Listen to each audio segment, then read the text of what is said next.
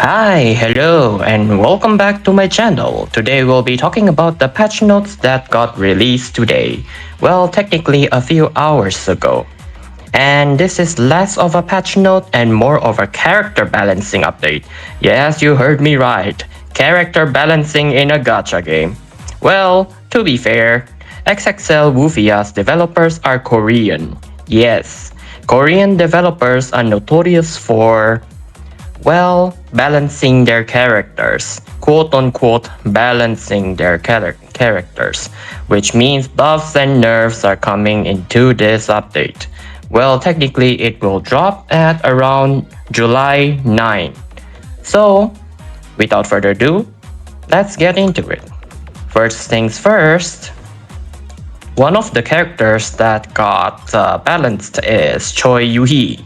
Well, if you guys know what Choi Yuhee does, if basic attack targets are poisoned, there is a 100% chance to trigger deal damage 125% of own attack to them. Well, according to the developer, there is a bug that allows Yuhee to snapshot every single dot that is on the field and detonate it on the single target in front of him. Well, now in July 9th, that will be removed. Yep, that is going to be removed, which is unfortunate. And if we are talking about more nerfs and such, well, Choi Yuhee will technically still be quite good in single target scenarios. It's just that he will be less relevant. Well, according to one of the people, he will be around, well, he will be around Mike Groove's level. Yep, you heard me right. He is going to drop to Mike Groove's level. But technically, Mike Groove will deal around like 100 to 200 multiplier, while Choi Yuhee will be around 125, 50, 175 to single target. So it will still stay true that he will definitely still be fine in single target scenarios in AoE. It's just that he will be, well, he's just going to be quote unquote intended. Like from the sigil, well, not the sigil. Even if you don't unlock the sigil, he will still deal like 50% dot for 3 turns, 50, 50, 125, so around 225 multipliers on single target, which is still not bad. Well, for those who raised Yuhee only for abusing his passive and want a refund, the issue is that, well, it's not exactly an issue, it's more like after the July 9 fix, as compensation, all players will receive full Sugar Joy and Reboot Jello to reset body levels and skill level, well, for Choi Yuhee.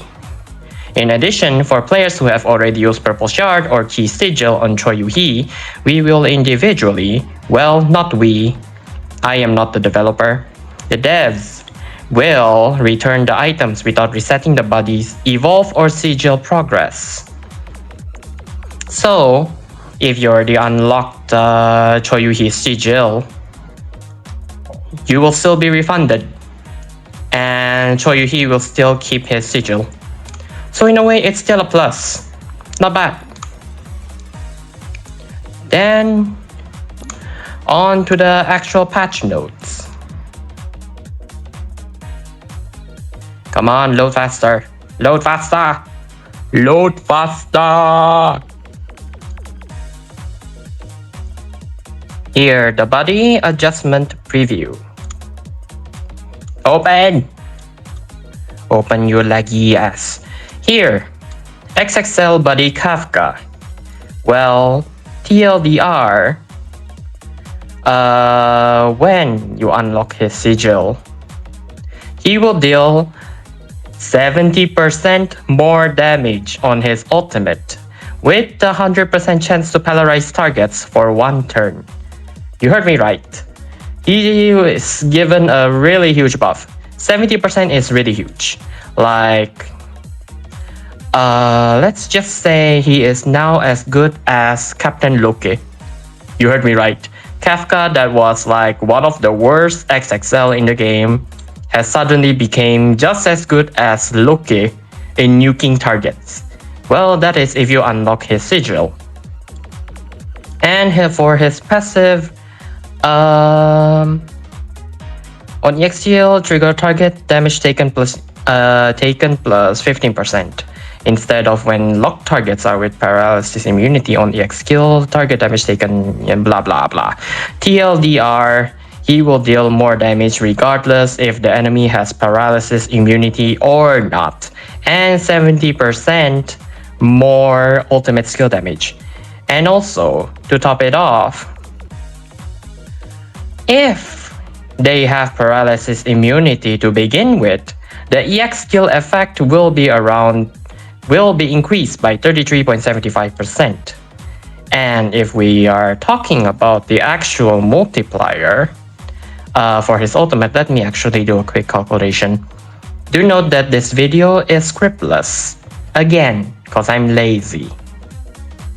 Calculator, nope, calculator application is not opening, so let me just use my mechanical calculator.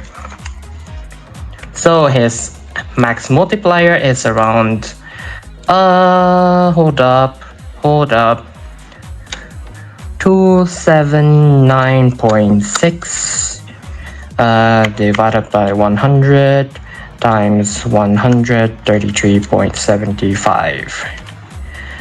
Oh my god, 373. He has turned into one of the best nukers in the game, Kafka. So if you have Kafka, go ahead and raise him, cause after this patch, he will definitely be one of the best units in the game. Probably even S tier, or even broken tier. Next we have Tayangui. I don't like this name. I cannot pronounce it properly. Tayangui. For Tayangui, what's it called again? The passive skill Volcano Wardens. The chance has been increased from 33% to 50%, so the battle spirit rate is now higher. Well, this won't really change much since it's still RNG, but overall, Tayangui is still going to be better. The most insane thing about this update is Kafka. Well, we lost Yuhee, that's one thing's for sure. But now we have Kafka as a replacement for it. High multipliers. Can I even evolve my own Kafka? No, unfortunately. Well, just for comparison, let me calculate Captain Loki's actual damage increase. Then on EX skill, deal damage on basic attack when hitting target with more than HP, what returns up to 2 stacks. When on bottom man, 2 stacks, EX skill plus 33.75. Why do they like 33.75? It's such an inconvenient number. And then we have 15 plus 15 plus 15. 15 plus 15 plus 15. And then we have when attack, trigger on damage dealt for 2. I think we will just skip this because like it doesn't really matter much if you can't even 5-star Captain Loki. So let's just say you only have this and this active. And the amount of multipliers is around, let me see, 200% divided by 100 times 357.5, which is technically still lower than Kafka. Yes, you heard me right. Kafka has higher ultimate skill damage compared to Captain Loki. But Captain Loki will still be relevant because this thing also affects basic attack. And yeah, that's it. Kafka is apparently good now. Thank you for watching, have a nice day, and don't forget to stay honey.